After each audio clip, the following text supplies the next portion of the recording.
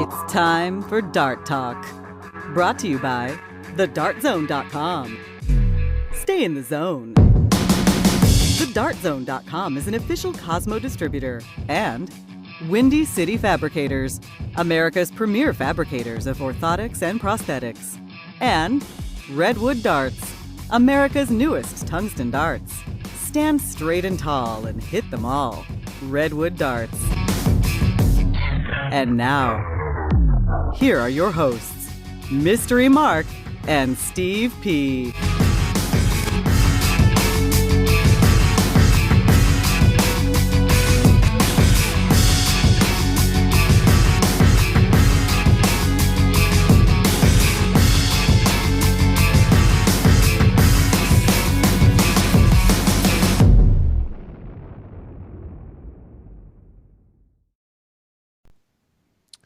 All right. Welcome to Dirt Talk. Welcome. It's Wednesday. It is Wednesday. Wednesday, February 6, 2013. Mystery Mark, Steve Panazielman, Dart Talk brought to you by the Dart Zone. Stay in the zone. TheDartZone.com is an official Cosmo distributor. Also, thanks Windy City Fabricators and Redwood Darts. Yes, thanks to them. We got some stuff to get to. Yes. We got some stuff to get to. We're going to have the Bald Eagle, Larry Butler, talking about the PDC World Cup of Darts, which, got a lot to talk about there. Right.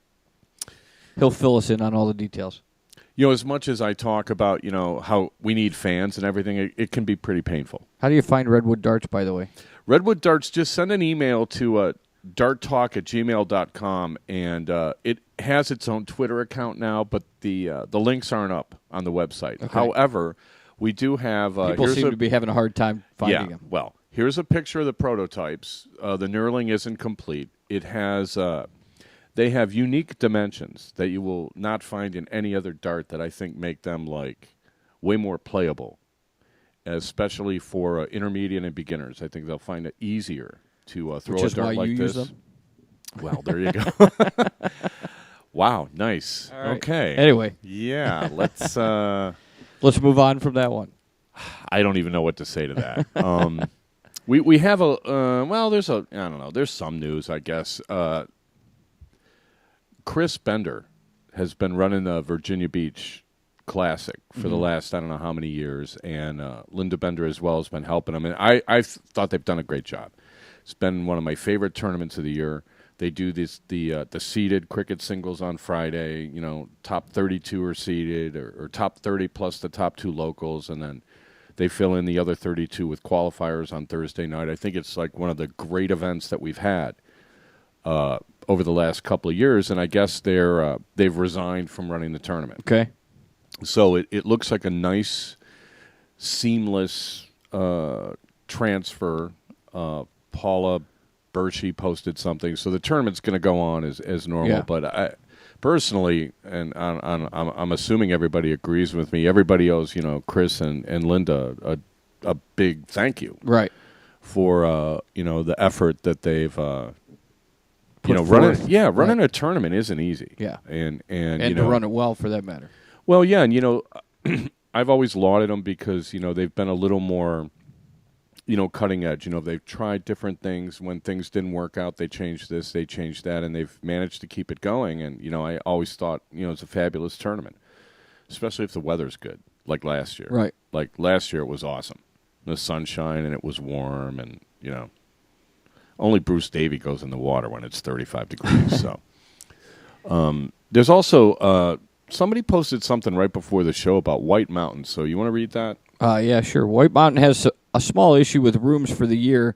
They have a group of long-term rentals there that are looking for a few people to give up their rooms for the weekend and stay down the road. In exchange, they will guarantee your room for the following year and give you one free night.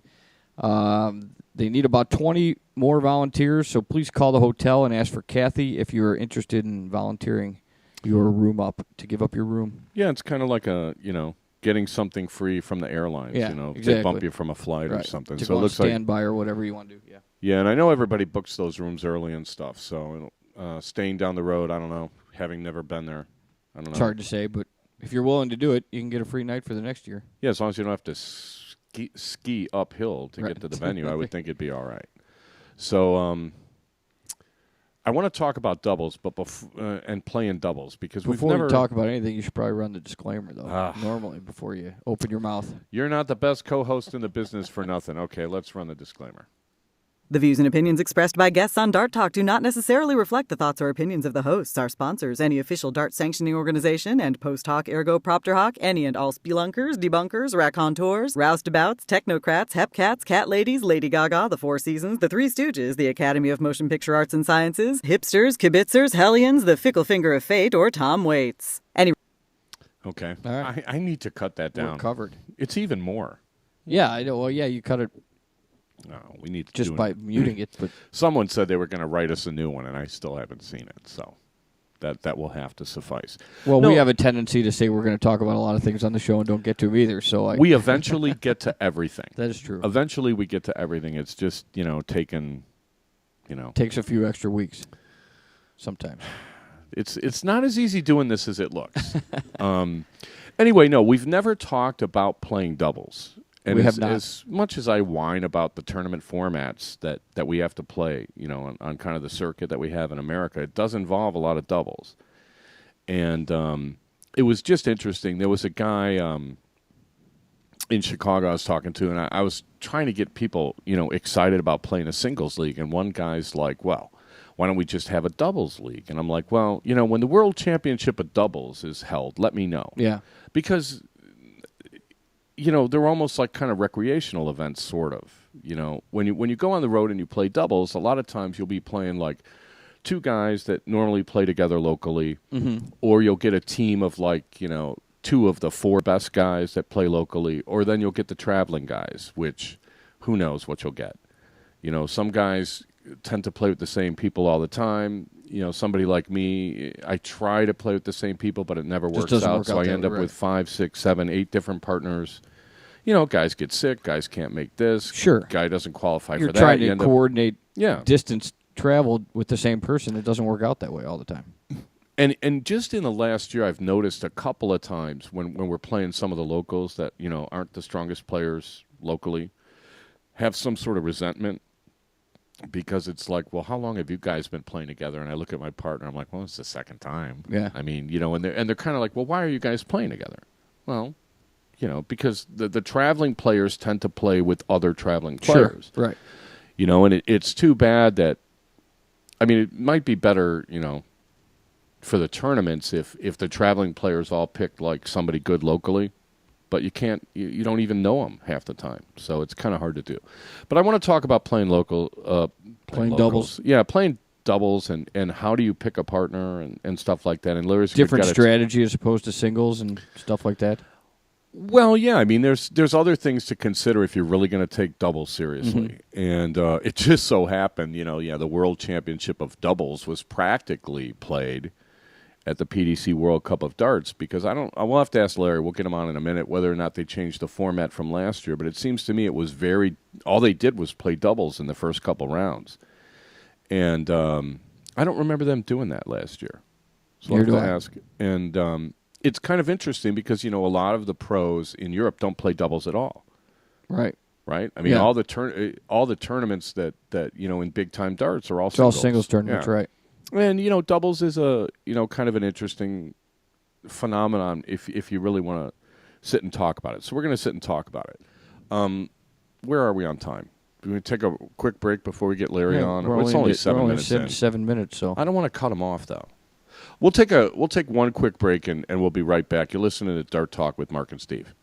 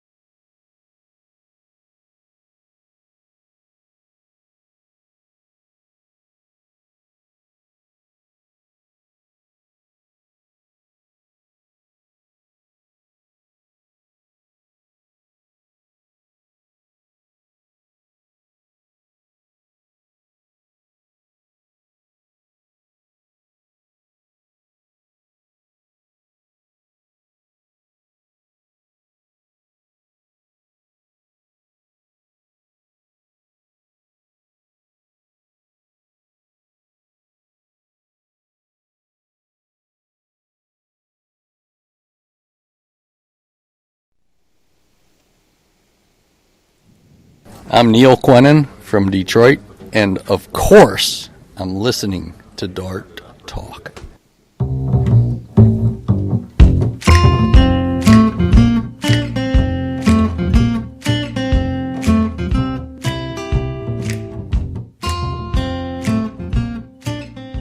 Okay, we are back. Dart Talk brought to you by the Dart Zone. Stay in the zone. TheDartZone.com is an official Cosmo distributor. Also, many thanks, Windy City Fabricators, and let's just throw them up here real quick. Thanks to Redwood Darts. If you're interested in Redwood Darts, just send an email to darttalk@gmail.com, and we'll straighten you out. Or keep trying to Google them, and eventually you'll get something. It might be a little while. They're well worth the wait. Yes. That's all I can say. Right. They are well worth the wait, and they were supposed to be out a long time ago, but Good things come to those who somebody wait. bailed on me. So no, they're going to be awesome. Wait till you see them. And anybody in Alabama can. I'll have the prototypes again. I'm going to throw with them next weekend. Right. So you guys can check them out. We've got Larry Butler, Larry the Eagle, on the line. He was one half of the American duo that played in the PDC World Cup of Darts over the weekend, and I want to hear all about it. So let's get him on here. Larry, can you hear us? Yes, I can. Well, how are you and Mark doing, Steve? We're doing good. Yeah, we're Thanks, hanging Larry. in there. How are you? Good.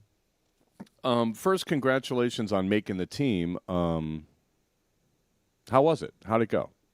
Well, I was very happy to make the team, and I really enjoyed the trip to Germany.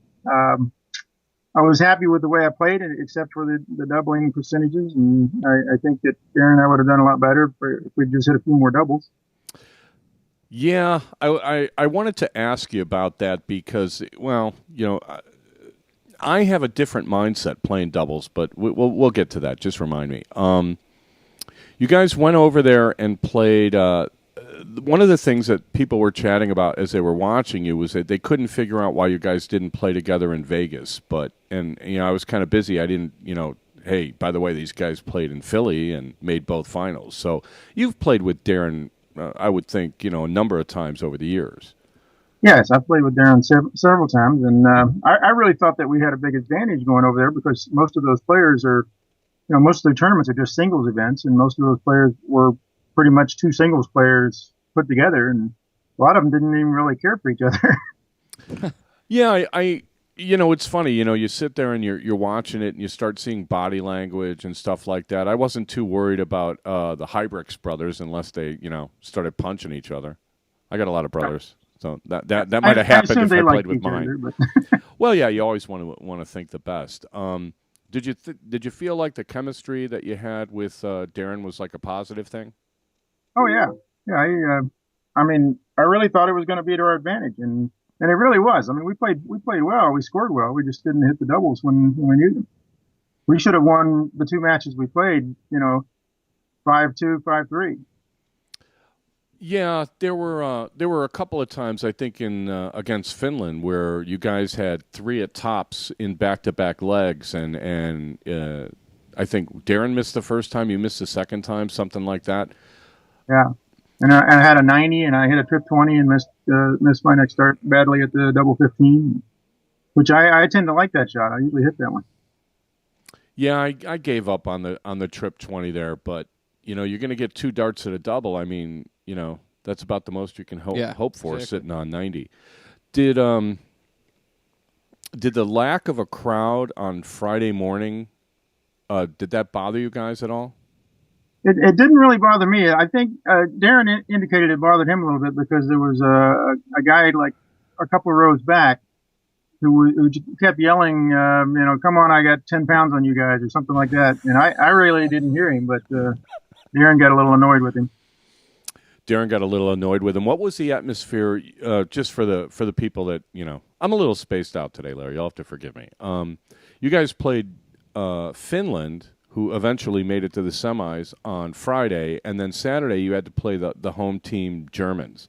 What was the atmosphere like on Saturday compared to Friday? Well, I definitely think I was more affected on Saturday than Darren was. Darren played very well on Saturday, and I missed a couple of doubles real badly. But playing against the Germans and the hall was a lot fuller, and they were really giving it to us. In fact, at one point, one of the German players actually looked over to me and kind of gave me like an apologetic look, like, hey, I'm sorry, I can't do anything about it. Well, what I like to tell people, although I never seem to tell it to myself, is, anybody can play under ideal conditions, but it sounds to me like Saturday was a lot rougher than Friday. Well, it was for me. I mean, as I said, Darren played better on Saturday. He played great. And, if I'd have hit a couple of doubles at the right time, then we'd have won our group there. Do you think that do you equate the missing of doubles to lack of rhythm playing with a partner as opposed to in singles, or is it just that you just missed?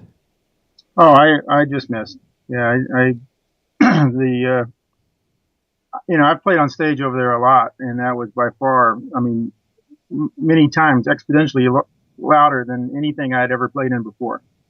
I mean, it's gotten the whole atmosphere of professional darts. I don't want to get too critical about it because, Barry Hearns has done a lot. He's made darts more than it's ever been in the past. But it's gotten to be a lot more like a zoo. Well, I like zoos. Yeah. I like going to the zoo, but some zoos are good, some aren't. I mean, you've got team sports, which, basically if you go to any team game, whether it's football, basketball, baseball maybe not so much, but the home team always gives it to the visiting team and they go crazy. But, in a team sport, everybody on the team is getting paid. Nobody's actually playing that match for their income. Whereas most individual sports are different. True. You have boxing and you have UFC where, you expect the crowd to go nuts like that. But it's hard to find another individual sport that allows the heckling and the distractions that darts allow. Well, I've never been to a highlight match, but yeah, highlight is one. It is one. I've been to a few of those, and they kind of give it to them too. I mean, it's something, I guess, if once you get used to it and you learn how to block it out, it's sort of like, playing in a noisy bar room or something where... the other thing is that Barry Hearns is the main promoter in the world for snooker, and he's the main promoter in the world for darts. And actually, snooker, he's been doing that a lot longer. And if you actually look at their format with their Players' Championships and their Premier League and everything else, it's very, very similar to what he's done with darts. He's just copied what he did in snooker. The only difference is in snooker, it's just like most individual sports. There's sportsmanship, there's etiquette, there's all these things that have not been included in the professional end of darts. But that being said, if you look over the last few years, darts seems to be getting bigger and more popular, whereas snooker has actually dropped off a little bit. Snooker is still bigger than darts, but it has actually been going in the opposite direction that darts has. Yeah, you remember when they started having, I don't know if it was in Phoenix, the one golf tournament where they had all the Yahoos in the stands on that one par 3, and they're all screaming and everything. The Phoenix Open. It was just this last weekend. Is that the Phoenix Open where they have that? Yeah, and they're all chanting and cheering. And to be honest, we're not used to it, here in the States. But it seems to me that the more fans can enjoy themselves, the more they'll come out to the events. Exactly. Right. And it has been getting really rowdy, especially like the Premier Leagues where they're, got hometown favorites, like when they go up to Scotland and stuff like that. And yeah, when they start throwing coins at Adrian Lewis on stage and stuff. Yeah, I mean, the difference is, like, if you go to a baseball game, unless I'm in the first row, the pitcher can't really single out what one fan is saying. You know, it's just a cacophony that, like a wall of sound that you can block out. But right, sometimes you can distract an outfielder or something, but that's about it. Well, we try. Yeah, I can't tell you the things that we tried with Dave Parker for Pittsburgh, and none of them worked. We do have a question from the chat room, Larry. There's somebody wanted to know that could you have started some legs during a match, or was the order unchangeable once it was started? Once it was started, it was unchangeable, and we could change the order, but it had to be prior to the cork. Right, whoever corked had to start every leg, something like that. Correct. Yeah. And I felt very comfortable letting Darren start. I mean, he was. Did you ever consider not setting him up on tops? No, we actually talked about it. He specifically requested being set up on tops. Now, correct me if I'm wrong. Tops is not your best double. Um, if I'm playing well, it usually is. If I'm struggling a little bit, I usually try to leave 32. I've had this discussion with a bunch of people, and this may be somewhat esoteric for some of the listeners, but when I warm up, I kind of decide if it's a 40-day or a 32-day, and I almost always want it to be a 32-day because I think when you set up 32, your odds of getting hitting a double in 3 darts for almost everyone I've ever met is higher than 3 darts at 40, simply because it's an easier switch to go from the 16 to the 8 than the 20 to the 10. Right. That is true, but I mean, there are days that I just hit double 20 like effortlessly. Unfortunately, that wasn't last weekend. Right. Yeah, it's kind of interesting. One of the things about watching you two guys play was I kind of had it in my mind that, well, Darren's a top of the board shooter, him being so tall and everything, and his preference is, for one, he's goofy-handed. He's left-handed. Right. So his preferences on doubles are going to be a little bit different than yours, and I know how many times I've seen you play with Bob where I don't really see you guys setting up 40 all the time. I see a lot of 32s in the matches that we've played over the years, so I kind of thought that was interesting. Yeah, I would say in the doubles with Bob, I probably have set up. We probably do set up 32 more often. I would in my singles matches. I think I probably throw it 40 more often. Hello. What was Sorry? that? I don't know what that was, but no, that's okay. Your dinner's ready, Larry. Okay. Yeah. All right, well, we're just going to take a quick break. It'll only be about a minute, and then we're going to run a commercial, and we'll be back with Larry Butler. You're listening to Dart Talk with Mark and Steve and Larry.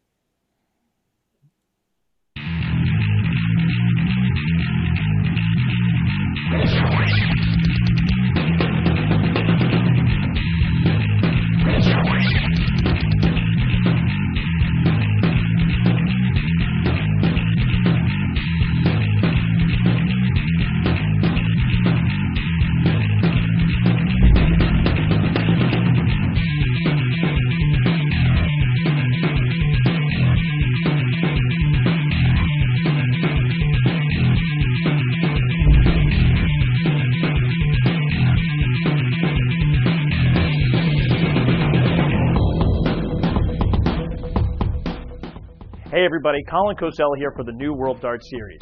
Now, if you were with us in Dayton, then you already know what an amazing experience we had. Incredible matches, stiff competition, and some of the best darts in North America. However, if you weren't there, then you have every right to be jealous. But don't worry, the New World Dart Series is coming back, April 5th through 7th at the Tuscany Suites and Casino in Las Vegas, Nevada. This means you've got some time to sharpen your skills and prepare to face off against some of the best shots in North America. And with over $31,000 to be won, not to mention a brand new car, not to mention the fact that it's frickin' Vegas, don't waste any time. Space is limited, so register and make your travel plans right now. I'll be back with updates as the event draws near, but until then, I look forward to seeing you at the New World Dart Series' second major event at the Tuscany Suites and Casino in Las Vegas, Nevada, April 5th through 7th. Get there.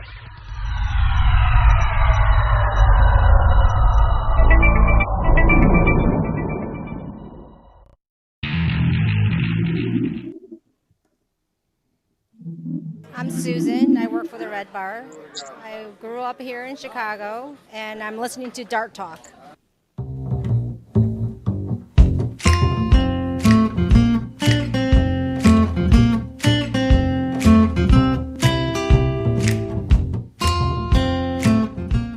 Okay, we're back for the second half. Dart Talk brought to you by the Dart Zone. Stay in the zone. TheDartZone.com is an official Cosmo distributor. Also, many thanks, Windy City Fabricators. And Redwood Darts. We still have Larry Butler on Skype with us. How are you, Larry? I'm doing great. Okay, How's everything? You're back there. We were hearing some kind of weird background noise. Yeah, I hope there's something odd going on there. If that went out to the peeps, we apologize. We left off, talking about 16s and double 16s, and double 40s. There was one question in the chat room about whether or not nerves played a part in hitting the doubles there. Well, when the crowd was really giving it to me, when I think it was a shot to go up 4-2 or something, and that's when I missed the double 20, and that against Germany anyway. And I mean, yeah, the mind kind of went crazy on me there a little bit. I don't know. We're going to have More, to. more after I missed the double, because then after I missed the first dart, then they elevated the decibel level by about 40 more points or something. Well, we'll have to figure out some way to help you out. Maybe, like if you're down in Huntsville in a couple of weeks, start screaming every time I'll you start start heckling you when you play, Right. and we'll get everybody used to it. I mean, quite honestly, we're going to have to, at these big tournaments we have this year, try to create an atmosphere to get people used to playing, with crowd noise. We can't be a chess club, I don't think, and really get fans involved. And the more fans we have, of course, the better our chances of growing the sport. It's kind of always the way I've looked at it. Yeah, I mean, I agree with that. Would you be okay in tournaments here with huge fan support and noise and rowdiness? I don't see that happening here. I really don't. I mean, it may, but I just don't see that happening. I mean, I remember going to the World Cup in Vegas, and having been in Amsterdam 2 years before that, and back in the '80s, they all the other countries had a group of fans with them, just yelling and screaming while the other team was throwing, and I remember getting upset with the Americans in Vegas that they just wanted to walk around watching Eric Bristow and John Lowe and watching these guys play, and didn't, do any yelling or screaming to support the American team, which, actually Ireland that year came over with like 40 people that were just spectators, just to yell and scream while the other teams were throwing. Well, and that's where we are. We don't have a lot of fans attending the tournament. So, like, you were in Vegas a couple of weeks ago. You saw how much attention Simon Whitlock was getting. Oh yeah, he'd never been there before. Wes has been there. Wes Newton's been to Vegas a bunch of times. So he was actually flying under the radar, which right. I found kind of interesting, and I don't know. Simon must have been blind from all the flash bulbs going off all weekend. And that's where we are as Americans, is because everybody sees you at every tournament. You're not a novelty, right? Right. And then the players, if they're not playing, do you want to watch the guy that knocked you out or not? So growing fans is really, I think, the biggest challenge we have, and we have tools at our disposal. It's just a matter of whether or not we can kind of utilize them. I guess I don't know. Right. That's true. Well, the big draw, I think the big influx of fans in England is the betting. I mean, the fact that it's okay to bet. You can go. There's a betting office on every corner in England, and you just go. Almost all of the events over there are sponsored by betting institutions. And at the moment, we're not really set up to do that. Well, they seem to have a more professional infrastructure set up where they can make guarantees to the bookmakers that everything's on the up and up. I mean, did you hear about this soccer thing going on? No. There's someone in Singapore. They're saying there were like 600 or 700 soccer matches, including World Cup and Premier League stuff, that apparently were fixed in some way, shape, or form all over the world. And until we can make guarantees to American bookmakers, I don't think they're gonna treat us like a sport. I think it'd be progress if they did. Yeah, I mean, I remember in the early '90s when I was over there all the time. I mean, we could bet on ourselves. I know they can't bet on themselves now, but the year I won it, I had 20 pounds on myself at 60-1. I don't know. Maybe somebody needs to talk to some of the guys in Europe. If European bookmakers start taking our action. Well, I think Sharon's been talking to William Hill to try and get something set up for Vegas shoots anyway. Yeah, because they have some of the sports books in Vegas. I mean, I don't know what kind of guarantees they need or anything like that, but I think that would help. Well, you would think they would want you to bet on yourself. I mean, because if you bet on somebody else and then you end up playing them, the odds are better. No. It's like highlight. You can't have the players betting at all. Well, I agree with that, but Yeah. I'm saying, if you I, can bet, I've never seen anything wrong with betting on yourself. That's the Exactly. one question I always wanted that I've never heard the answer to. I always wondered when Pete Rose got banned. Was he betting against himself or was he betting for the Reds? Well, as far as I know, he was only betting on his team. Yeah, as far as I'm concerned, if he was betting on the Reds, then more power to him. Well, that's what some people say. I mean, the rules are that you can't gamble, and he did. So, I mean, that goes back to the Black Sox scandal where they figured that all gambling was evil.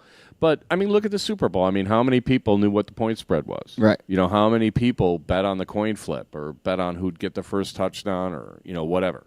Right. I mean, it's one of those issues where if everybody was realistic about it, I think they'd be like, yeah, sure, go ahead. I mean, it's guaranteeing that it's on the up and up. How are you going to do that? Well, I mean, I don't see how it would not be on the up and up if an individual is betting on their own team or on themselves. Well, sure. It's just a matter of, how. Believe me, setting odds isn't easy. I don't know quite how they do it with William Hill and stuff like that, but at least this year, we're going to have 8 North American tour events. Probably just focus on those, and if we can provide them with detailed results that bettors and bookmakers can get information, then maybe maybe that'll help. Right. I don't know. We don't have staff to run around, and when you have 16 or 32 matches going on simultaneously, you're going to need 32 separate people to kind of chalk behind the scenes and stick it in a tablet or something. Mm-hmm. I mean, once we're down to one board, I think it's very doable. But when you have simultaneous matches, I mean, it's a nightmare. Right, and they kind of need the statistics from each match to Definitely really do it properly. Right, and again, this is, we at least know what the working model looks like. So, if we can work toward that, we'll have to get some of the North American tour people on and kind of ask them, are you going to do this? Weigh in on their this? opinion? Yeah, we'll start beating on them. I'm tired of beating up the BDO and the ADO and stuff. I'm sure they're tired of it too. So, Larry, I understand you're heading out to the Camilla Classic this weekend in Sacramento to play in that. Is that correct? Yes. Yeah. I have a question for you. You're a member of the United States World Cup team that's going to be playing in the WDF World Cup in Canada sometime this year. I think it's in August or something like that. October, I think it is. October. Have we heard anything about whether or not the I'll just say powers that be in the BDO and the WDF are going to have issues with people playing in things like the PDC World Cup of Darts? Well, I think it kind of falls in along the same lines as the Grand Slam. It's a non-PDC ranking event. PDC doesn't require any kind of contract or anything like that. You're not joining the PDPA. It's really kind of benign in that aspect. Yeah, you would think. And yet, here I am worried about it. Maybe I have too much time on my hands. Maybe. I don't know. I don't see how they can allow, ban. I mean, there was a gentleman there from South Africa who was at the World Cup team in Ireland. And I asked him if he was going to be in Newfoundland. And he said no, that the South African Darting Association banned him for 2 years from playing in their WDF events because he accepted that invitation. But that was strictly something the South African Darting Association did. And, right. The ADO doesn't.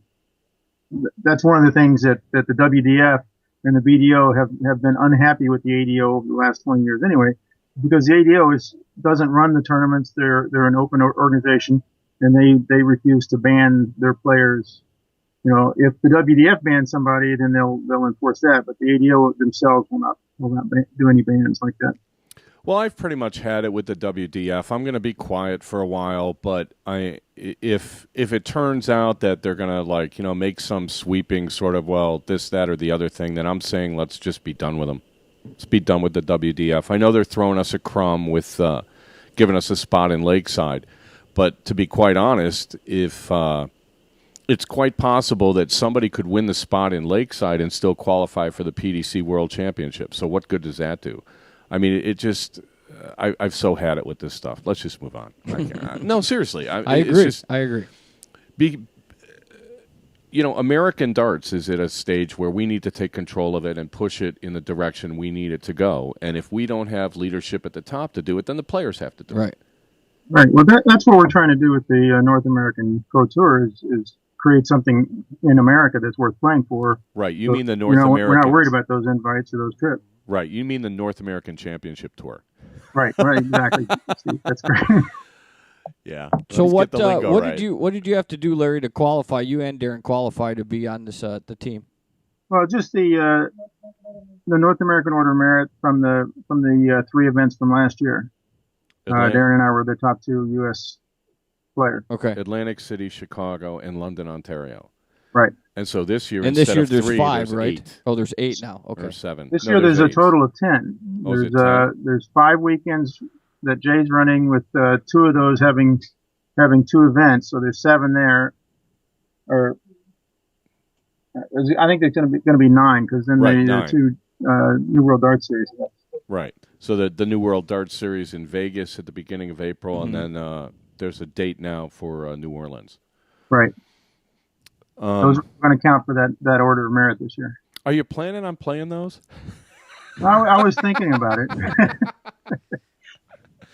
Well, they are taking registrations. If you have a PayPal account, you can sign up right away. I think you go to newworlddartseries.com and you can sign up for any and all of them, I think. And they also have some hometown events.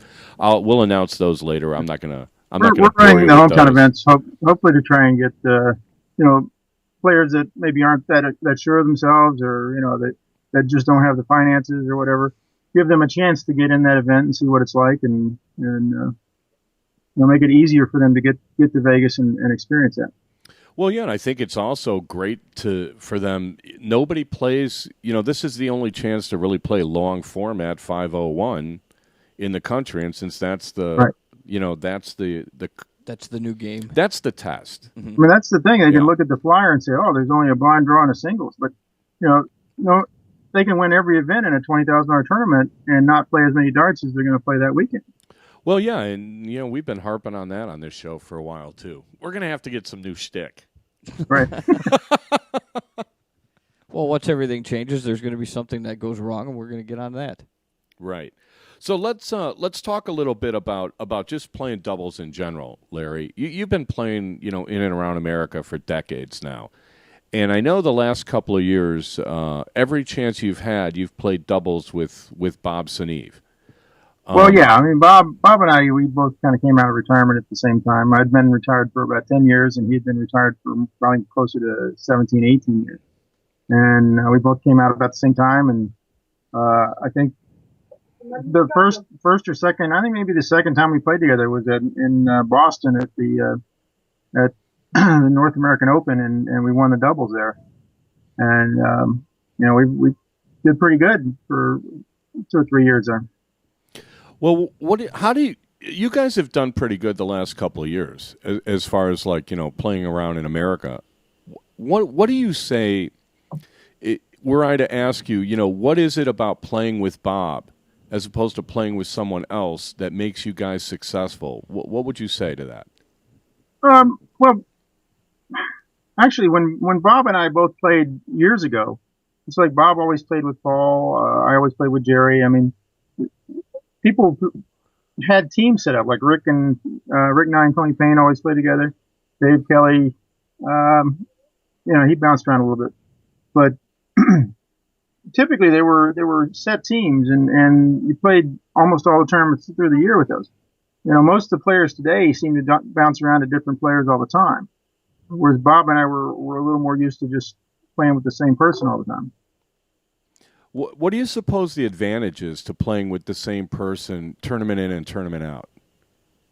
I think you just gain a little more confidence in that player and relax a little bit yourself, not worrying about what your partner's going to do as much. That makes sense. Really? Okay. I was expecting more. Well, but I mean, darts. It's amazing what two guys that are relaxed and feel confident in the other one can do. Right. Well, that's certainly true. It's funny because I always equated like the darts doubles to kind of like the beach volleyball doubles that you see, where you see teams that have success and then they start to struggle a little bit, and all of a sudden they're divorced.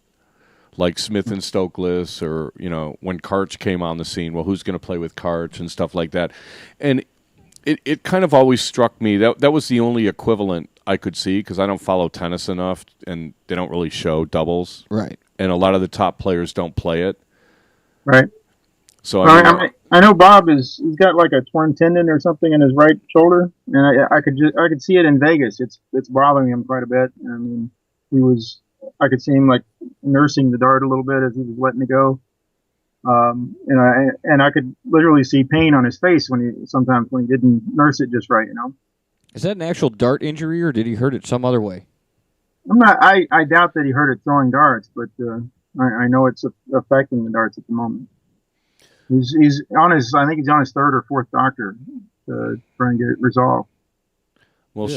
Shoulders are complicated. There's all sorts of stuff going on, a lot of moving parts and stuff. So hopefully he'll get better with that. Good luck in Sacramento, Larry. I appreciate it. Chasing WDF points. Is that a WDF tournament? Yeah.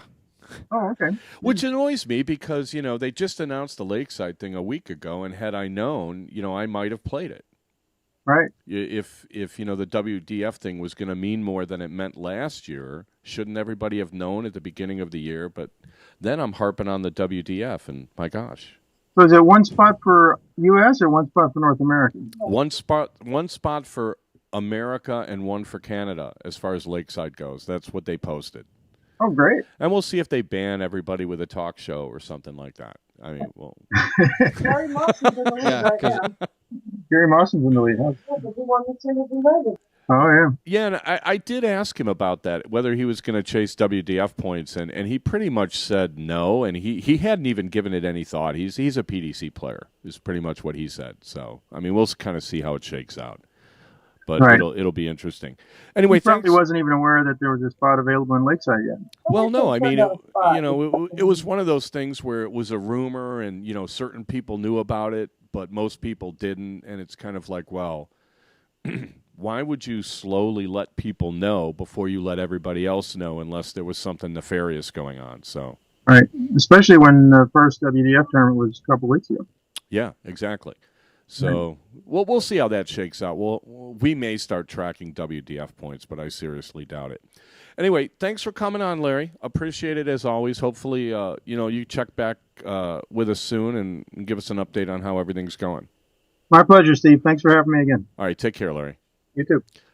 Okay, we'll be right back. You're listening to Dart Talk with Mark and Steve.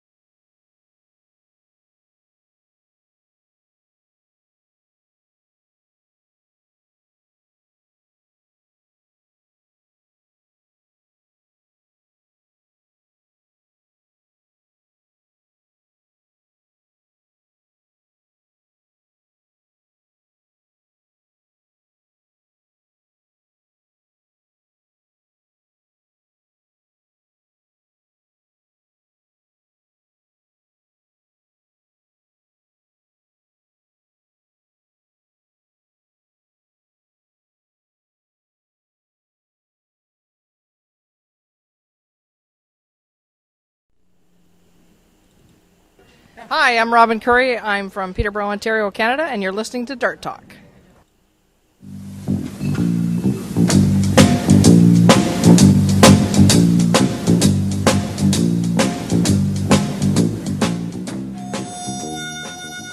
All right, we are are back for the fourth quarter, brought to you by the Dart Zone. Stay in the zone. TheDartZone.com is an official Cosmo distributor. Also, thanks Windy City Fabricators and Redwood Darts.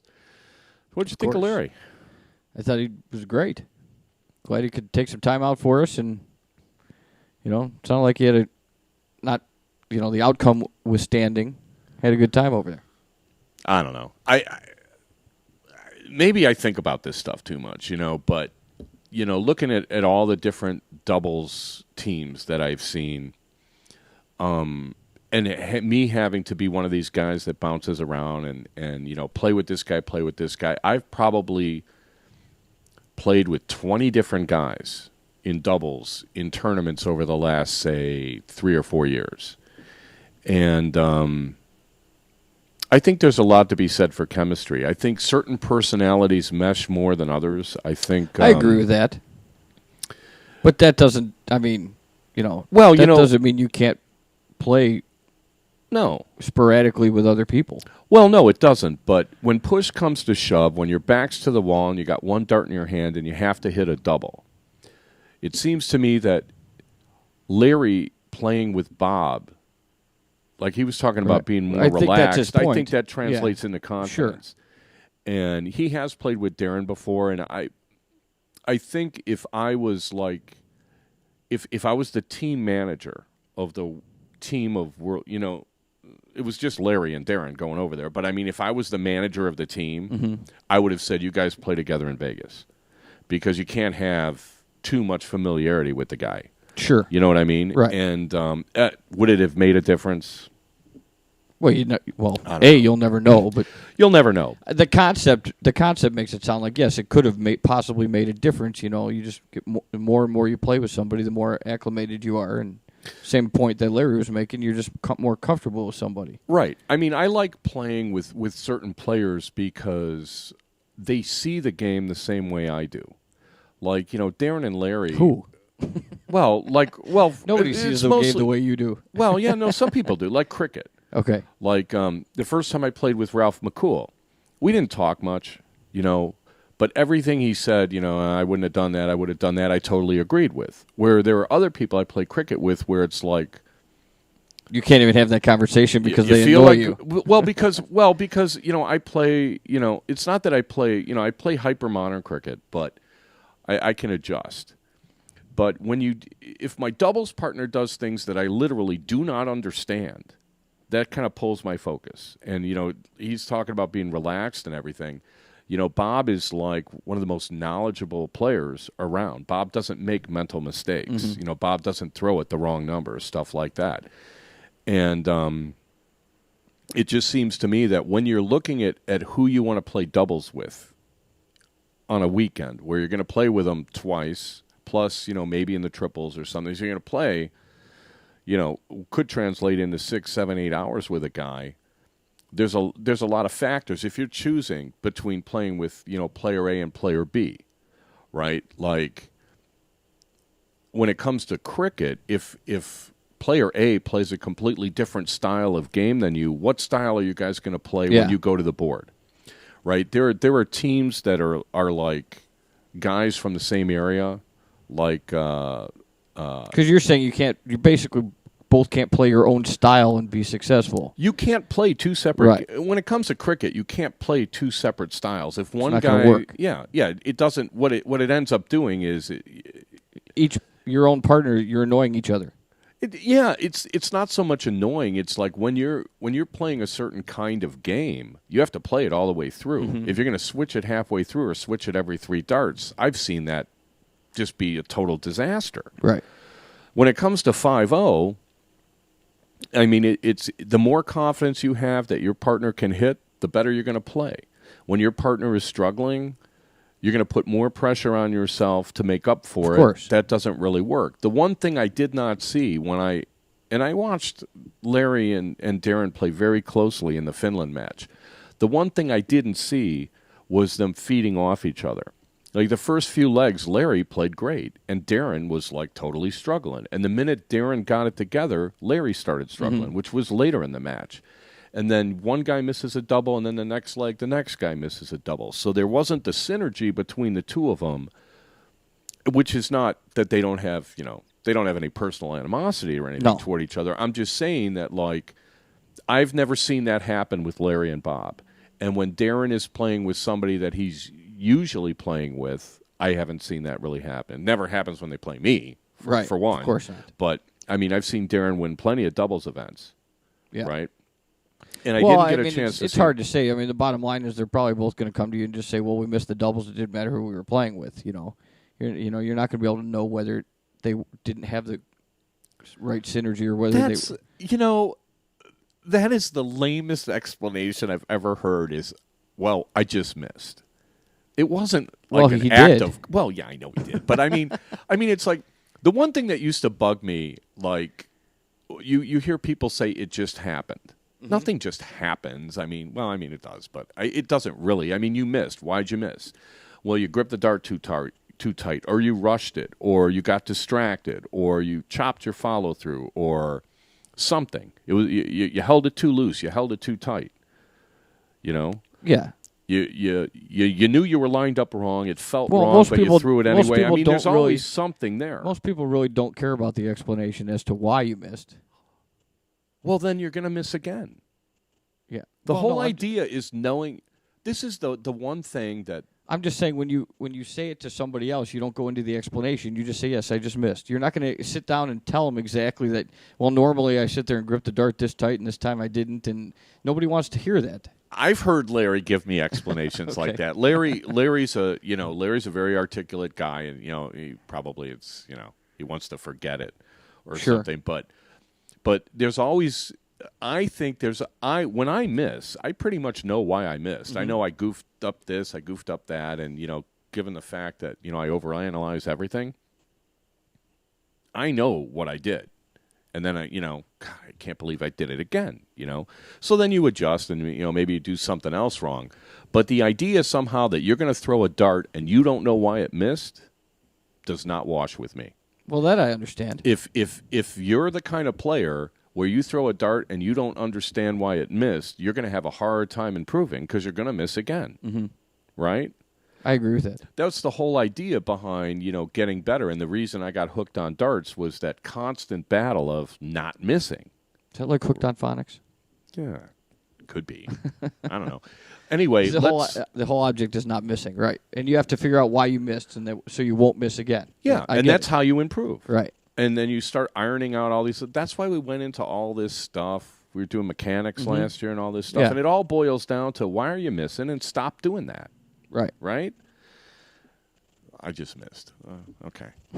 I mean, it's not like he wasn't trying. Sometimes you throw. It's just the easiest explanation when you're talking to somebody. It's not an explanation, is what I'm saying. I feel like nothing was explained to me. Right. But yeah, it's just me. I'm in one of those moods. We do have. We should announce there are some events this weekend. These hometown New World Dart Series events. There's one. Let me see. Huntsville, Alabama's got one at 11 o'clock.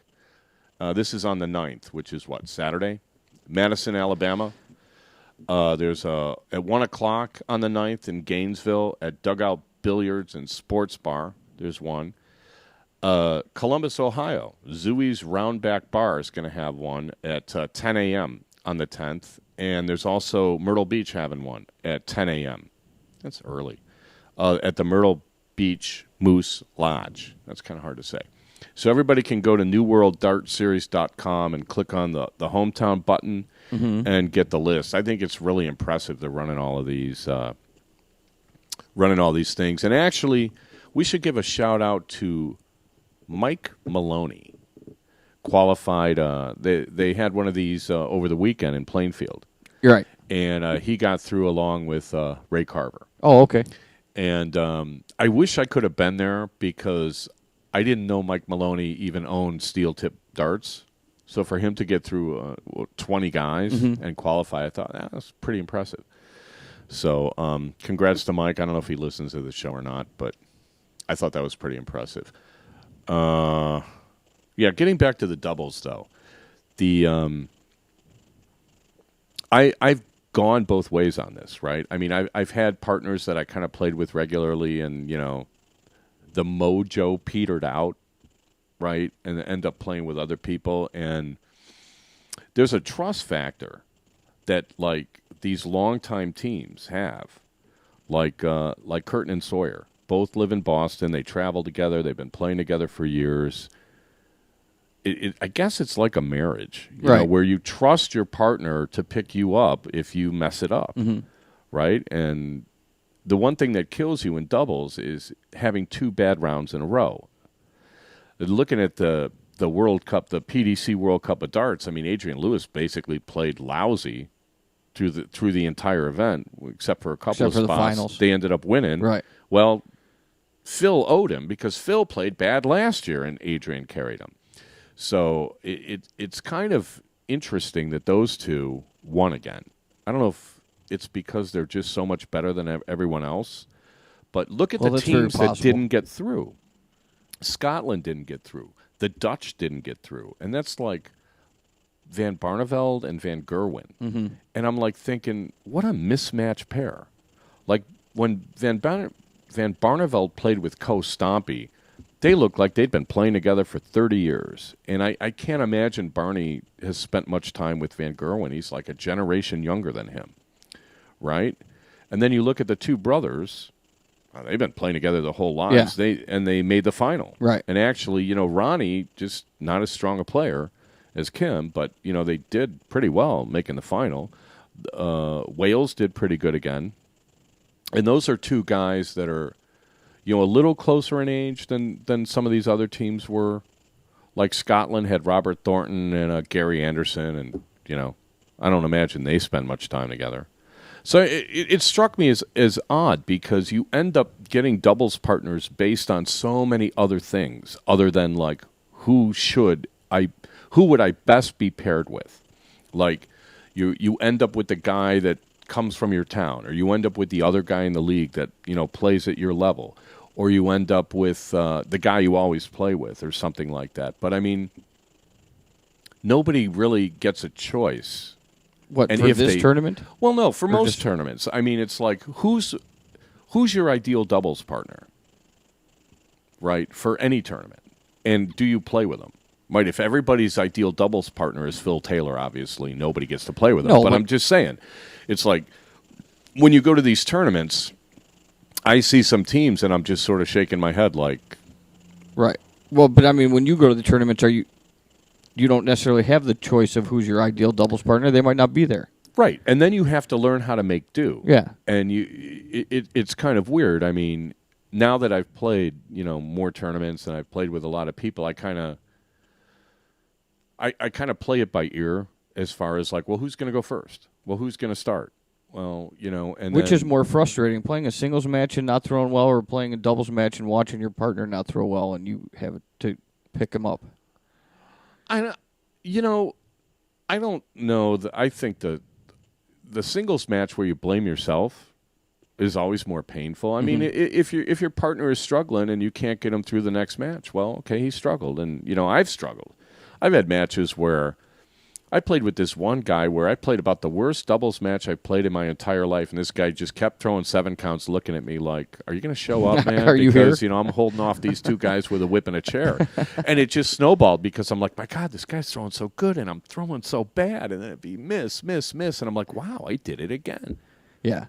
What on earth is going on? I mean, it was just so surreal, and you know, people have bad days, so you know, beating up your partner. I mean, I don't know. It's one of those things where it just looked to me on the stage like Darren and Larry were two individuals and they weren't really a team like some of these other guys were teams. And maybe that's just me misreading stuff. I mean, they had it. They were playing so well. They're up 3-1. All they got to do is hit a double, and life is good. And it didn't go in. And sometimes good darts don't go in. And right. Just kind of, what are you going to do? If that's what Larry was thinking, was like, well, it felt good. Felt like it was in, and, you know, all of a sudden... Yeah, it wasn't like you missed by an inch, you know?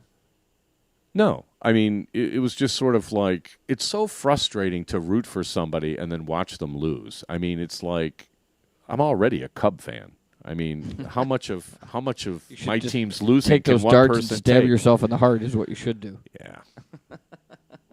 Anyway, next week we will have results from the Camilla Classic. Mm-hmm. We will preview a couple of big tournaments coming up. Shoot the Moon in Huntsville is not this weekend, but the following weekend, and also Syracuse. So there's going to be a lot of action. We'll talk about, I don't know what we'll talk about next week, now that I think of it. I'm kind of blanking. I'm sure we'll come up with something. Yeah, you have a whole week to figure it out. Oh, gosh. Anyway, sorry about last night. Thanks, everybody, for listening. We'll be back. Do you want to stay on Wednesdays? Can we stay on Wednesday? We might be able to. I don't know. think I would like to just say one thing real quick. Oh, okay. We opened up the show last week about some sad news about Alan Hutchinson. He had an accident. Unfortunately, he did not make it. He passed away Monday. We thank everybody for their thoughts, their prayers, their comments, their general concern. Everybody's been really great. And, other than that, I just wanted to say thank you to everybody. Your better half, Jill, I'm sure she thanks everybody. She does. She's not one of these Facebook people, right. So, people are sending her stuff, and she probably didn't see it for days. But it's greatly appreciated to know that, people out there care.